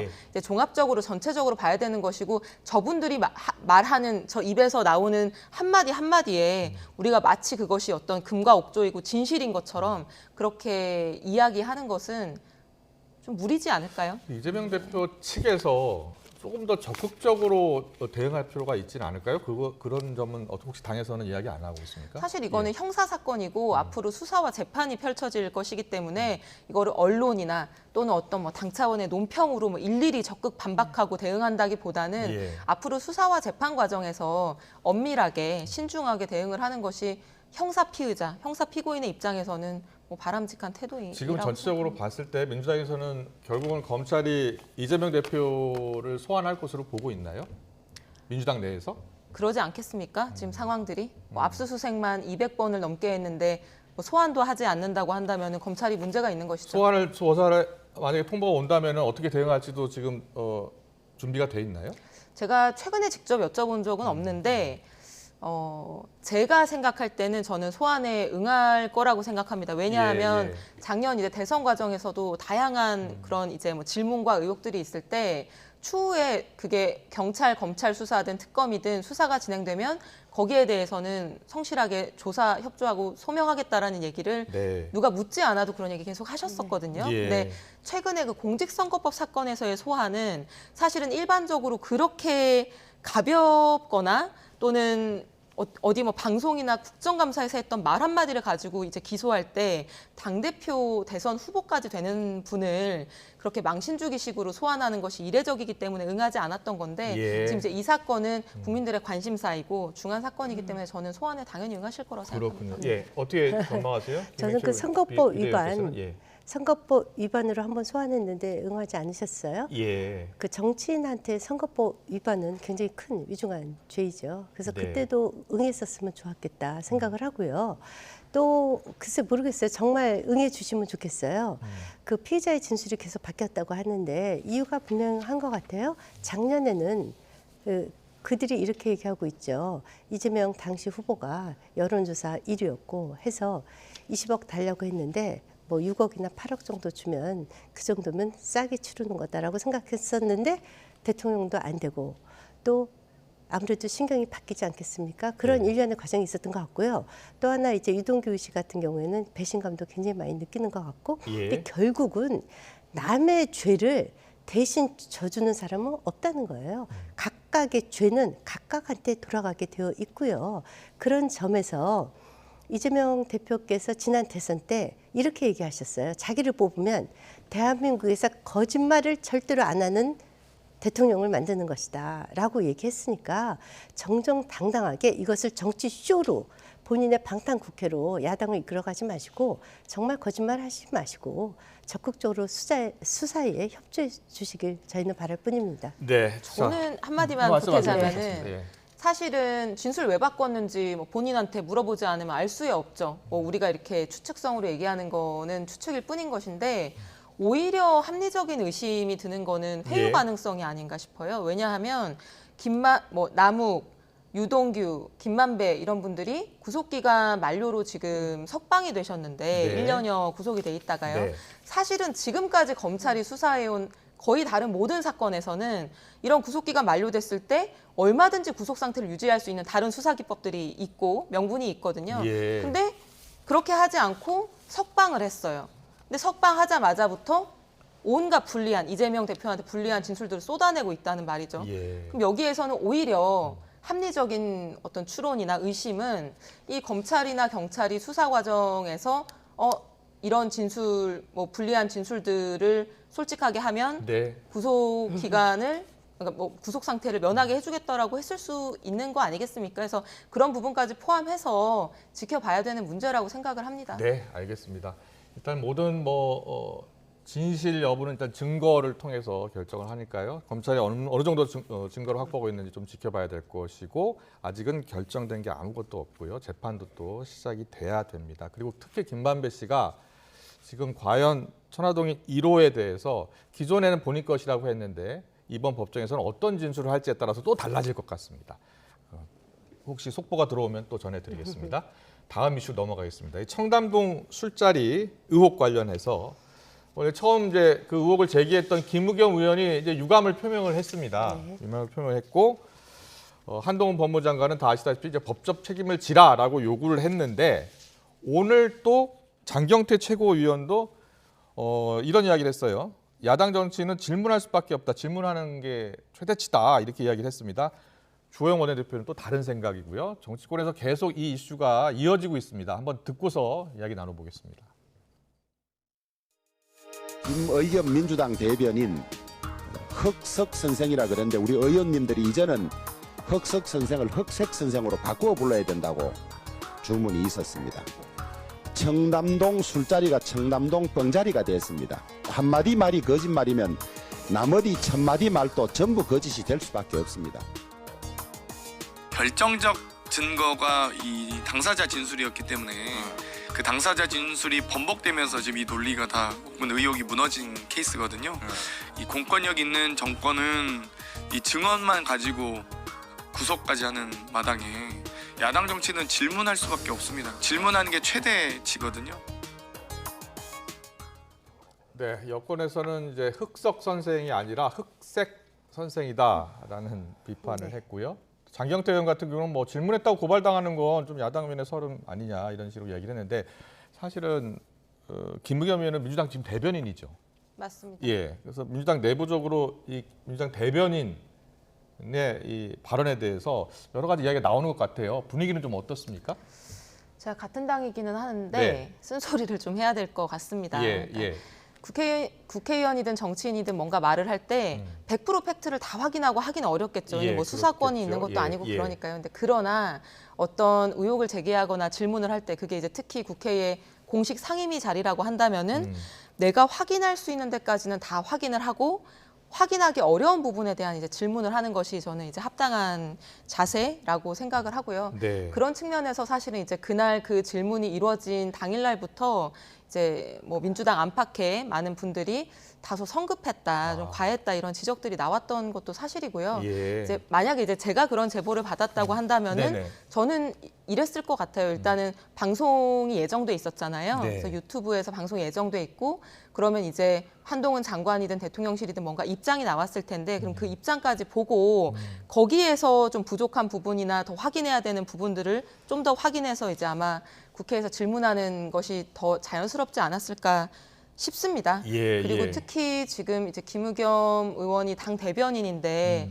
사실 정치는 말로 하는 거잖아요. 네, 근데 이제 대변인이라고 하는 거는 정당의 입이거든요. 네. 이제 저도 당 대변인을 할 때는 의원총회에서 제 개인 의견을 밝히는 것도 조심할 정도로 제가 하는 모든 말이 당의 입장으로 이제 오인되거나 치부될 수 있어서 이제 항상 주의하는 것이 대변인이라고 하는 이제 직책인데 네. 그런 측면에서는 좀 여러 가지 뭐 사과든 반성이든 뭐 예. 유감이든 이런 것들이 분명히 이어져 나와야 되는 사안이라고 저는 생각합니다. 김의겸 의원 같은 경우에는 이제 어제 사실 유감을 표명을 했고요. 하지만 그런 상황이 다시 온다고 하더라도 질문을 하지 않을 수 없다. 또 이야기를 했습니다. 예. 일단 뭐 한동훈 장관에게는 사과도 안 했죠. 뭐 그렇죠. 예, 한동훈 장관 이름은 뺐죠. 네, 뺐죠. 예. 그런데 참 이상한 게 이분이 30년 기자 생활했어요. 이 수습 기자도 이런 식으로 기사 쓰면 데스크에서 쓰지 말라고 해요. 수습 기자도. 그런데 이제 그건 둘째치고 이분이 특히 청와대 김해 대변인까지 비대위원께서는 했어요. 사실 그 언론사에 계셨으니까. 네네. 수습 기자도 이런 식으로 제보 받았으니까 내가 기사 써도 된다? 이거 있을 수가 없어요. 예. 30년 기자 생활 하는 동안 어떻게 기사를 썼는지 의심스럽고 더더군다나 청와대 대변인까지 하셨어요.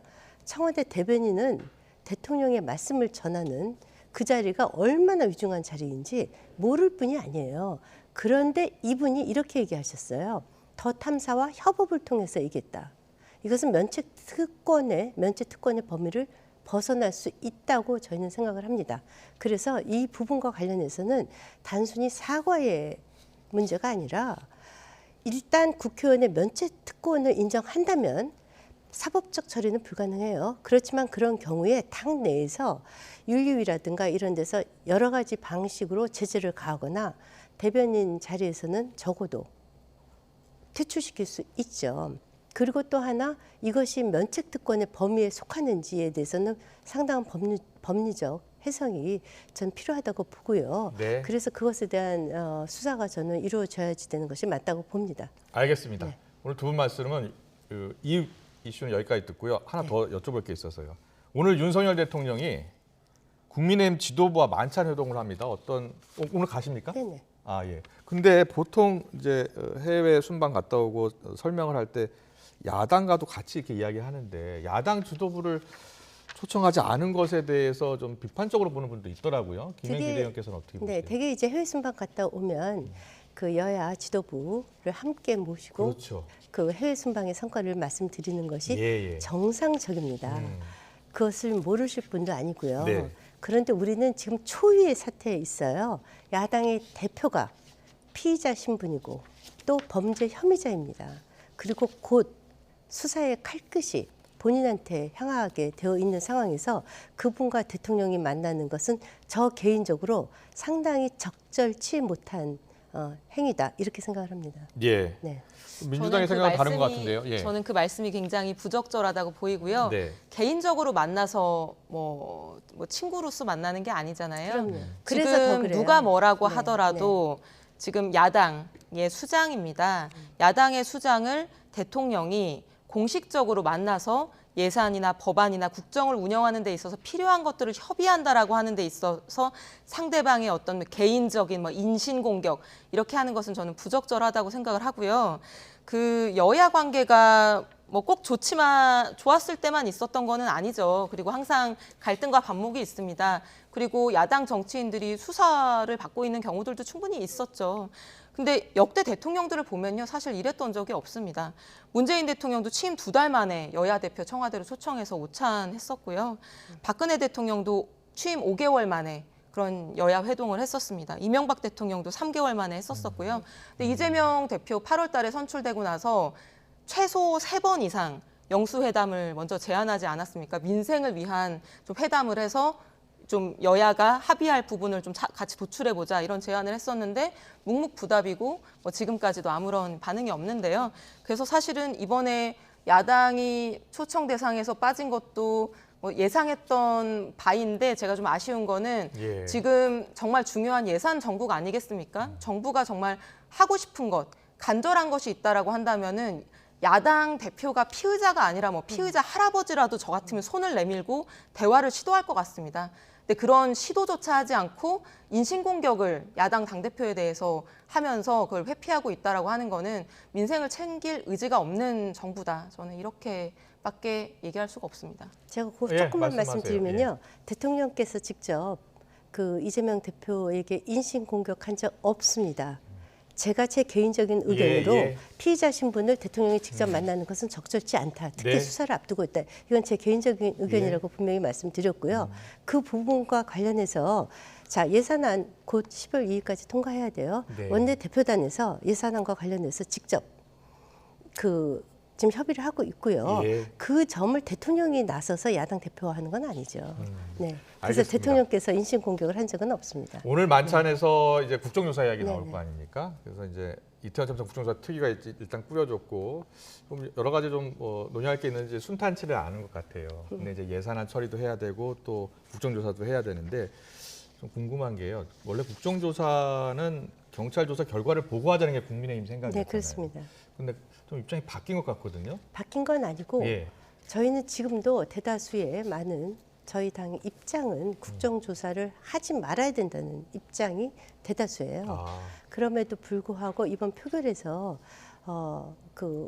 주호영 원내대표님의 의견을 따라준 이유는 아까 말씀드렸듯이 예산안이 10월 2일까지 통과돼야 되고 또 정부조직법도 통과돼야 되고 이런 등등을 생각해서 당신 말씀 그대로 궁여지책이었다라고 저희는 보고요. 사실 국정조사가 정쟁으로 흐르는 것을 걱정하는 거지 그것만 아니면 근데 지금 여러 가지 정쟁으로 흐를 수 있는 가능성이 너무 많아서 그것이 오히려 이태원 참사 피해자들에 대한 2차 가해가 될 것.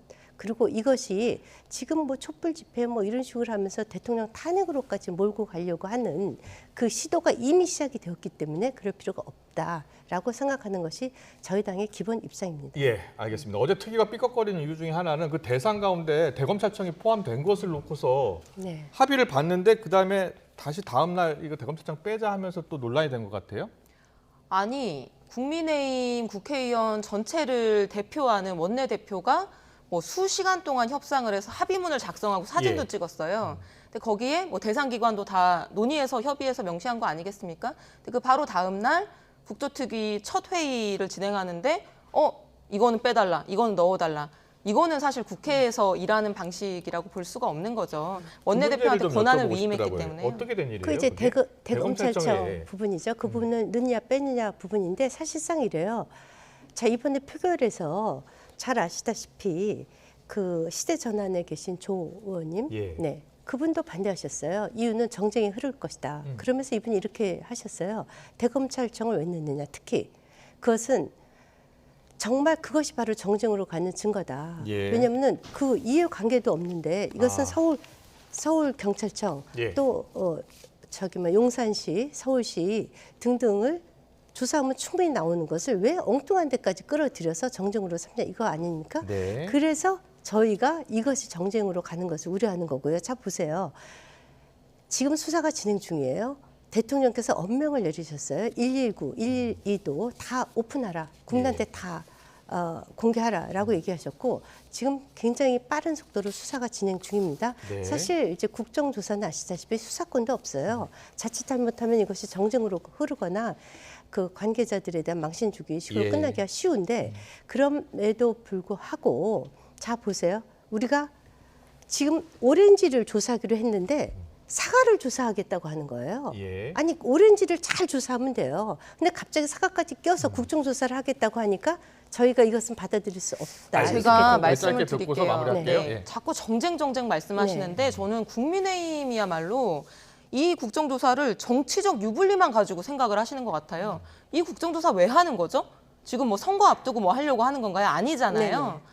우리 수도 한복판에서 150명이 넘는 사람이 아무 이유도 없이 사망을 했는데 그 원인 밝히자는 거잖아요. 그리고 다시는 이런 일 없게 뭐가 잘못된 건지를 바닥부터 한번 보자는 거잖아요. 그 목적을 생각한다면은 조사의 대상이 빠지는 것은 문제지만 그 범위가 넓어지는 게 뭐가 그렇게 문제입니까? 전혀 관련성이 없는 걸 집어넣으니까 문제인 관련성이 거예요. 전혀 없진 않고요. 아니, 그리고 그건 만약에 아니죠. 관련성이 없는 거를 불러다가 정쟁을 한다고 하면 당연히 민주당이든 국민의힘이든 역풍을 맞지 않겠어요? 네, 국민들이 바보가 아닙니다. 그래서 저희도 빼자고 했었던 거고 그래서 민주당에서도 뺐다고 생각을 합니다. 네, 알겠습니다.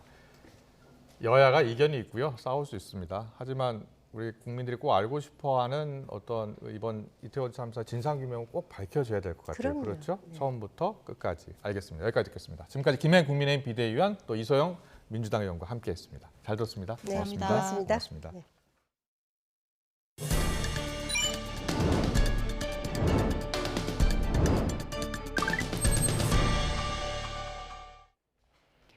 러시아군의 자폭 드론 사용법을 가르치던 이란인 교관들이 크림반도에서 살해됐다고 우크라이나 안보당국 고위 관계자가 밝혔습니다.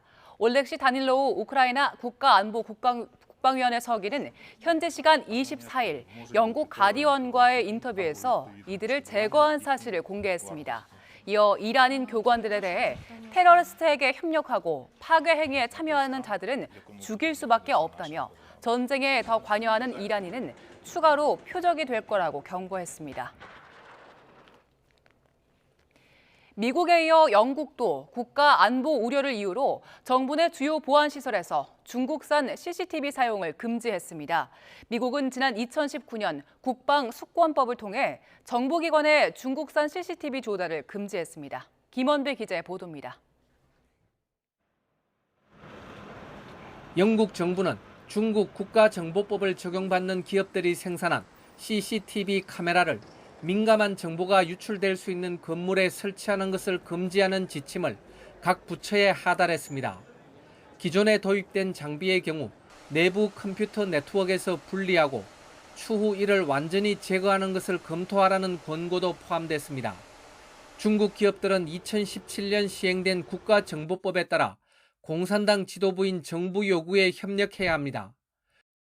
그 때문에 서방에선 중국 기업이 자국 장비에 정보를 몰래 빼낼 장치를 넣어뒀다가 이를 활성화할 수 있다는 안보 우려를 제기해 왔습니다. 올리버 다우든 영국 국무조정실장은 하원에 제출한 서면에서 정부 시설 내에 화상 감시 장비 설치와 관련해 현재와 미래에 발생할 수 있는 위험 요인을 검토한 뒤 내린 결정이라고 설명했습니다.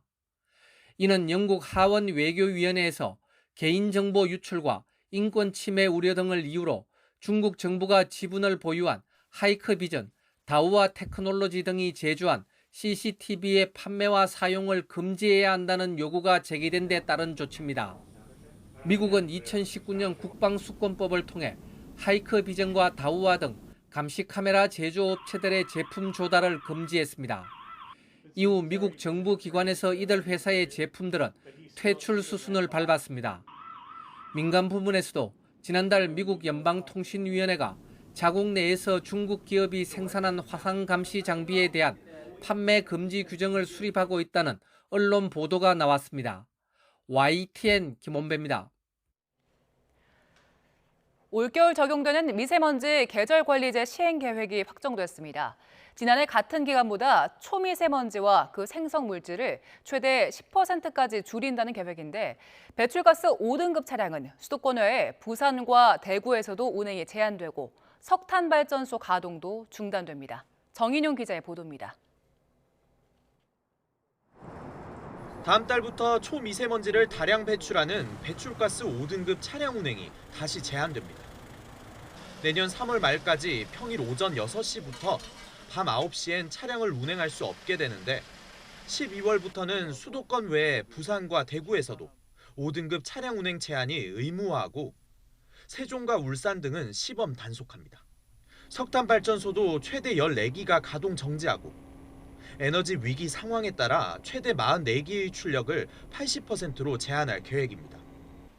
대형 사업장 350여 곳에 대한 미세먼지 관리도 강화됩니다. 미세먼지 감축 목표치를 주고 원격 분광 감시 장비를 새로 도입해 단속하는데 자외선이나 적외선을 쬐어 멀거나 접근이 어려운 배출원의 대기오염 물질 농도까지 상시 측정하기 때문에 단속 실효성이 크게 높아질 전망입니다. 농어촌과 도심에서 미세먼지 발생 원인을 차단하고 공사장은 노후 건설기계 사용과 비산먼지 억제 조치 위반 단속을 강화합니다. 2027년까지 초미세먼지 농도를 2021년 대비 30% 감축하겠다는 국정과제에 따라 미세먼지 걱정 없는 푸른 하늘을 국민 여러분께 돌려드릴 수 있도록 최선을 다하겠습니다. 정부는 또 수도권 미세먼지 고농도 예보를 12시간 전에서 36시간 전으로 앞당기고 고농도 시엔 건설과 환경미화, 택배업 등 5개 작업자에게 마스크를 지원한다고 밝혔습니다. YTN 정인윤입니다. 오늘도 맑고 선선한 늦가을 날씨가 이어지고 있습니다. 하지만 앞으로 하늘이 차차 흐려지겠고 밤사이 중서부와 전북지방에는 추위를 몰고 올 비가 내리겠는데요. 비는 퇴근길 무렵에 경기 북부와 영서 북부를 시작으로 밤사이 그 밖에 중서부와 전북으로 확대하겠고요. 비의 양은 내일 새벽까지 5mm 안팎으로 많지 않겠지만 벼락과 돌풍을 동반하며 요란하게 내리겠습니다. 내일 아침까지는 예년 기온을 웃돌며 큰 추위 없겠습니다. 내일 서울의 아침 기온은 6도, 대전은 7도, 부산은 12도로 출발하겠고요. 비구름 뒤를 따라서 찬 공기가 유입되며 내일 낮부터는 날씨가 급격히 추워지겠습니다. 내일 서울의 한낮 기온은 7도, 대전은 12도, 울산은 17도로 예상되고 있습니다. 다음 주 초반 전국에 많은 비가 내린 뒤 강추위가 찾아오겠고요. 서해안과 제주도에는 첫눈이 내릴 가능성이 있겠습니다. 지금까지 날씨 정보였습니다.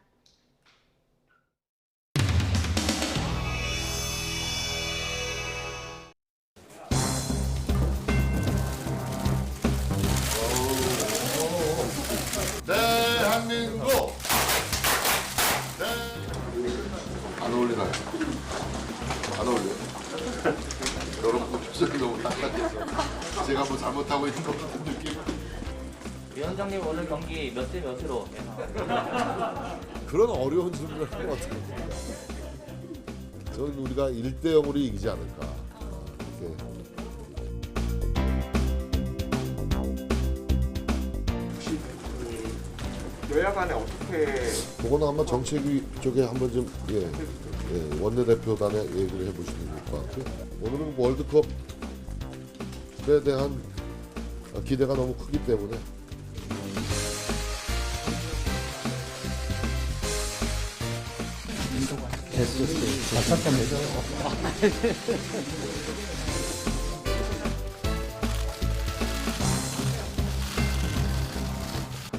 국민의힘 쪽에서 대검찰청을 좀 빼달라. 이게 아직 합의가 안 돼서 오늘 조사 특위가 좀 잠시 좀 미뤄질 수밖에 없다라는 양해의 말씀을. 야, 너무한 거 아니야?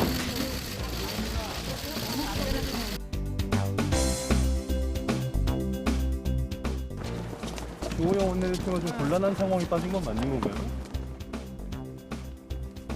전혀 진행 사항을 모르고 있어요. 못 봤어요. 원내대표가 알아서 하시겠지.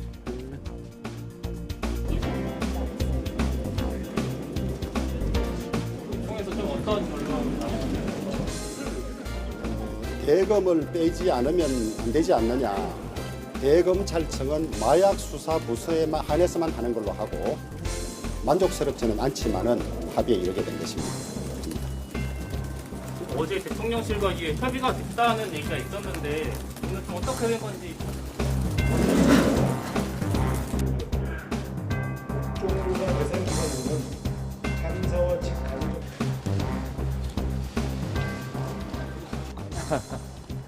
반대니까 반대지. 어떤 의미에서? 용산 요즘도 반영돼 있는 거군요.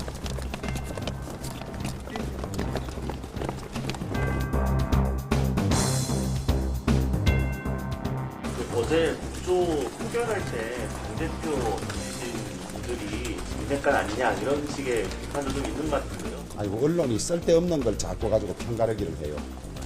저는 그 나름대로 소중한 소신이라고 생각합니다. 용산과는 잘 소통이 되고 있나요? 정부와 소통 잘 하고 있습니다. 그런 거 일일이 뭐 다 비주얼 고주얼 물으려고 하지 마시고.